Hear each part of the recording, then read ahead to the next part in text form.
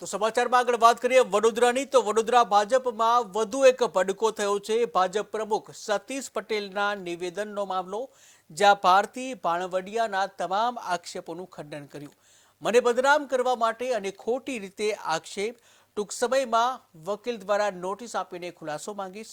મેં ₹1 રૂપિયાનો સુગર ફેક્ટરીમાં ભ્રષ્ટાચાર કર્યો નથી। હું ભાજપની કાર્યકર્તા નહોતી તો મને પ્રભારી કેવી રીતે બનાવી? સતીશ પટેલમાં કાવા દાવાની જે કૂટનીતિ ભરેલી છે ત્યારે બેંકમાં ગ્રીન કાર્ડ હોલ્ડરને કેમ ચેરમેન બનાવે જેવો પ્રશ્ન પણ ઉદ્ભવ્યો। ડિરેક્ટરોએ અમે સાથે મળીને બેનનો વિરોધ કર્યો તો કયા ડિરેક્ટરો હતા? તમારી સાથે તો કોઈ ડિરેક્ટરો ક્યારેય નથી હોતા, કારણ કે તમને નકશીક જાણે છે એટલે બરાબર, તમને નકશીક જાણે છે।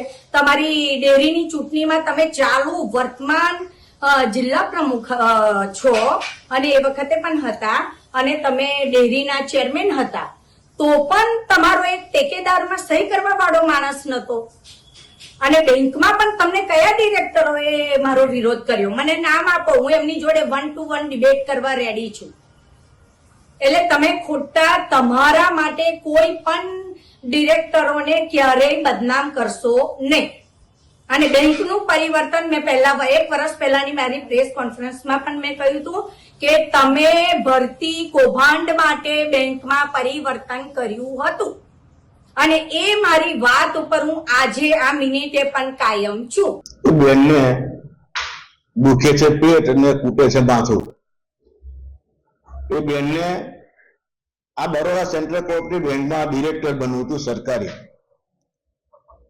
અને જિલ્લા ભાજપ પ્રમુખ તરીકે મેં મારો સ્પષ્ટ અભિપ્રાય ઉપર આપ્યો કે આ ખેડૂતો નથી કે બેંકની અંદર કોઈ મંડળીના પ્રતિનિધિ નથી, એટલે ન બનવાને કારણે અને સાથે સાથે અગાઉ આ બેંકની અંદર પ્રમુખની ઓફિસમાં સતત આખો દિવસ બેસી રહેવાનું અને ડિરેક્ટરો એમને જોઈને અહીંથી જતા રહેતા હોય, એટલે અમે લોકોએ એનો વિરોધ નોંધાયો, જેને કારણે આ જિલ્લા ભાજપ પ્રમુખની જ્યારે અત્યારે વાત ચાલતી હોય, મેં ફોર્મ ભર્યું હોય ત્યારે મને બદનામ કરવા માટે અને ખોટી રીતે આક્ષેપ કરીને એ મને બદનામ કરવા અત્યારે આ કાવતરું કરી રહ્યા છે। ત્યારે આનો જવાબ પણ ટૂંક સમયમાં મારા વકીલ દ્વારા હું નોટિસ આપીને એમની પાસેથી ખુલાસો માંગી।